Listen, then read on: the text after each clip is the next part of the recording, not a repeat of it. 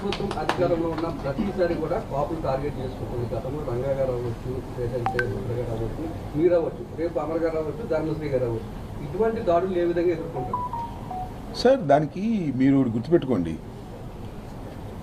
వంగవీటి మోహన్ రంగారావు గారు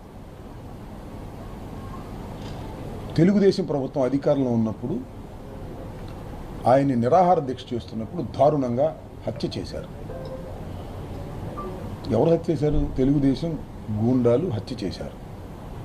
ఓకే, ఎవరు సహాయంతో చేశారు? పోలీస్. చాలామంది కుర్రోళ్ళకి తెలియకపోవచ్చు, అమర్ లాంటి కుర్రోళ్ళకి ఇంకా అవగాహన లేకపోవచ్చు. వాళ్ళ నాన్నగారు మాతో పాటు శాసనసభ్యులుగా చేశారు, మంత్రిగా కూడా చేశారు. మేము ఎమ్మెల్యేగా ఉన్నప్పుడు గురునాథరావు గారు నాకు చాలా మిత్రులు, వారికి తెలుసు. మేమందరం కళ్ళారా చూసాం, కళ్ళారా అంటే విన్నాం. పోలీసులు వచ్చారు, మొత్తం అన్ని చెక్ చేశారు. ఏది? వంగవీటి మోహన్ రంగారావు గారి కుటీరం అంతా చెక్ చేశారు. ఎందుకు చెక్ చేశారో తెలుసా? దుండగులు వచ్చి దాడి చేయబోతున్నారని పోలీసులకు తెలుసు. వీరి ప్రోద్బలంతోనే వచ్చారు. వాళ్ళు వచ్చినప్పుడు వీళ్ళ దగ్గర ఏమన్నా ఆయుధాలుండి అటాక్ చేస్తారా అని వీళ్ళు నిర్వీర్యం చేయడం కోసం చెక్ చేసి కూర్చున్నారు. అంటే with the help of the police Vangaveeti Mohan Rangarao గారిని చంపేశారు. మొన్న జరిగింది ఏంటి? సంపలా నన్ను ఇంకా with the help of the police దాడి చేశారు.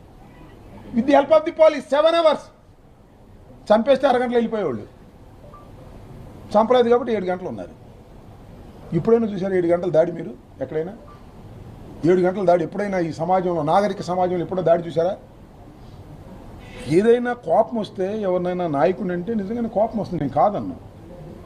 టక్కన వచ్చేస్తారు, రాళ్ళు వేసేస్తారు, కొడతారు, పారిపోతారు పోలీసులు రాగానే. 7 గంటల సేపు చేశారు. ఒకటి వంగవీటి మోహన్ రంగ. మీరు ఇంకోటి మాట అన్నారు, ముద్రగడ పద్మనాభం. నేను మనవి చేస్తున్నా, ముద్రగడ పద్మనాభం గారు ఎందుకు ఉద్యమ బాట పట్టాడు? ఎందుకు పళ్ళేలు కొట్టాడు?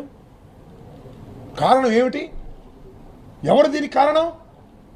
ఈ రాక్షసుడైన నారా చంద్రబాబు నాయుడు కాదా అని అడుగుతా ఉన్నా. ఎవరు అడిగారు? కాపులు బీసీలో చేర్చమని డిమాండ్ చేశారా? ఉద్యమం చేశారా?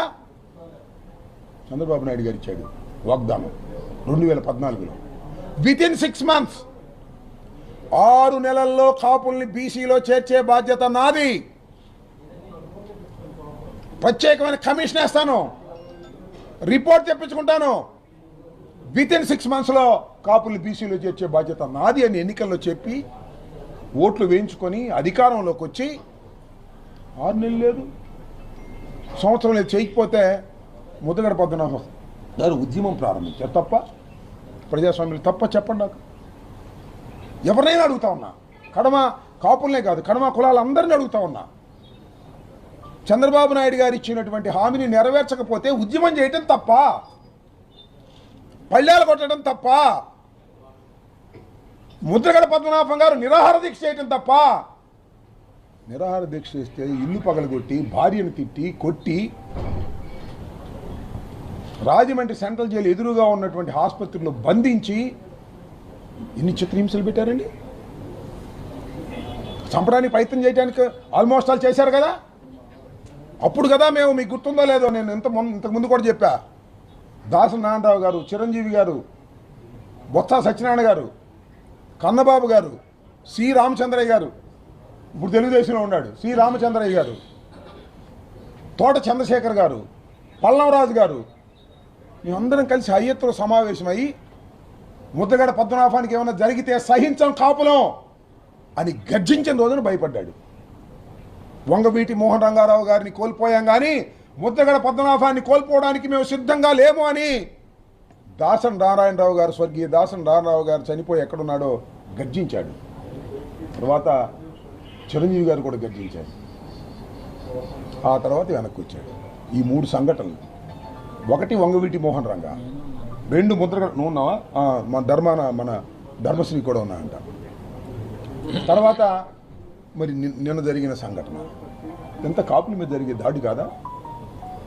అసలు నా మీదకి వచ్చిన వాళ్ళు ఎవరు? ముద్దాయిలు చూడండి, అందరూ ఒకే కమ్యూనిటీ. కాపులు కూడా వచ్చారు, ధర్నా చేద్దామంటే వచ్చారంట. దాడి జరుగుతుంది, ఏంటమ్మా దాడి ఇది అని అంటే, మీరు పోండి అన్నారంట.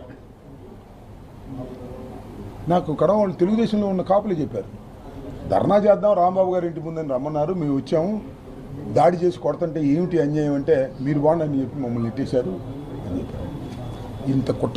ఇంత కుట్రపూరితంగా చేయటం అటు ముద్రగడ పద్మనాభం గారి ఇష్యూలో కానీ, వంగవీటి మోహన్ రంగారావు గారి ఇష్యూలో కానీ, నా ఇష్యూలో కానీ ఏమిటి అన్యాయం?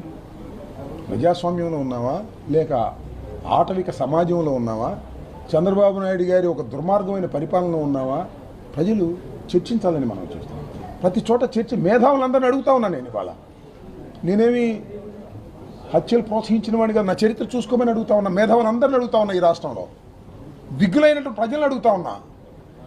నేను విమర్శాత్మకంగా మాట్లాడే కంఠమే తప్ప నేను ఎప్పుడైనా ఎక్కడైనా హత్యల్ని ప్రోత్సహించానా, అన్యాయాన్ని ప్రోత్సహించానా చెప్పండి? హింసను ప్రోత్సహించానా చెప్పండి? అంటే మాట్లాడే గొంతు కూడా మాట్లాడకూడదా ఈ రాష్ట్రంలో?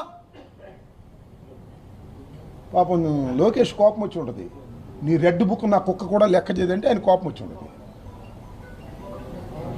ఇప్పటికీ చెప్తా ఆ మాట, లోకేష్ రెడ్ బుక్ని మా కుక్కలు కూడా లెక్క చేయవని అదే స్టాండ్ నాది ఇప్పటికీ కూడా. నా స్టాండే కాదు, ఈ రాష్ట్రంలో ప్రతి ఒక్క కార్యకర్త స్టాండు కూడా లోకేష్ రెడ్ బుక్ని కుక్కలు కూడా లెక్క చేయవు. అవసరమైతే జైలుకి వెళ్తాం, జైళ్లు నింపుతాం ఈ రాష్ట్రంలో. చంద్రబాబు నాయుడు గారి దుష్ట పరిపాలనకు వ్యతిరేకంగా కాసుకోమని కూడా ఈ సందర్భంగా నేను చెప్పదలుచుకున్నాను. వెనకడుగు వేసే ప్రశ్నే లేదు. ప్రజాస్వామ్య పద్ధతుల్లో ఎన్ని పోరాటాలకైనా సిద్ధంగా ఉంటాం. కానీ హింసలకు తావులేనటువంటి ఒక సమాజం కావాలని కోరుకుంటున్నటువంటి ప్రజానీకానికి మీరు ఇస్తున్నది ఇదేనా అని అడుగుతా ఉన్నా. లోకేష్ గారు ఆలోచించుకోమని మనం చేస్తున్నా. నాకు ఒక ఆశ్చర్యం వేస్తే, చంద్రబాబుకి ఇలాంటి బుద్ధులు ఎప్పుడు లేవు.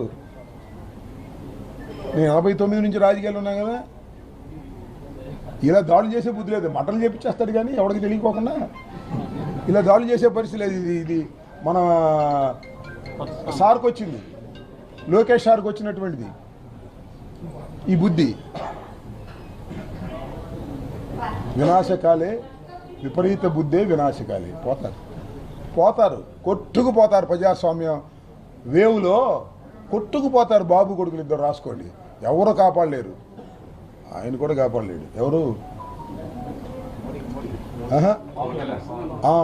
ఆయన కూడా కాపాడలేడు. ఆయన కూడా మీరు లాక్కుపోతారు. ఆ పవన్ కళ్యాణ్ కూడా లాక్కుపోతారు మీరు ఓటమి వైపుకి. ఎవరు కాపాడలేరు అనుకుంటున్నాడు చంద్రబాబు. లోకేష్ ఏమనుకుంటున్నారంటే, మాకు పవన్ కళ్యాణ్ ఉన్నాడు కాపుల్లో, కాపులు మేము ఏం చేసినా ఈయన వల్ల మాకు వచ్చేసి అనుకుంటారు. ఉండదట, అట్ట ఉండదట. 2014లో పవన్ కళ్యాణ్ ఉండటం వల్ల నువ్వు అధికారంలోకి వచ్చాను, మళ్ళా మొన్న పవన్ కళ్యాణ్ ఉండటం వల్ల అధికారంలో కూడా వచ్చాను, మళ్ళా నేను పవన్ కళ్యాణ్ని అలాగే పట్టు కూర్చుంటాను, నేను అధికారంలోకి వస్తాను అనుకుంటే భ్రమ. ఆ భ్రమల నుంచి మీరు బయటికి రాలేరు. ఈ దుర్మార్గాలు ప్రజలు క్షమించరు అనేది మాత్రం చాలా స్పష్టంగా చెప్పదలుచుకున్నాను. ఓకే,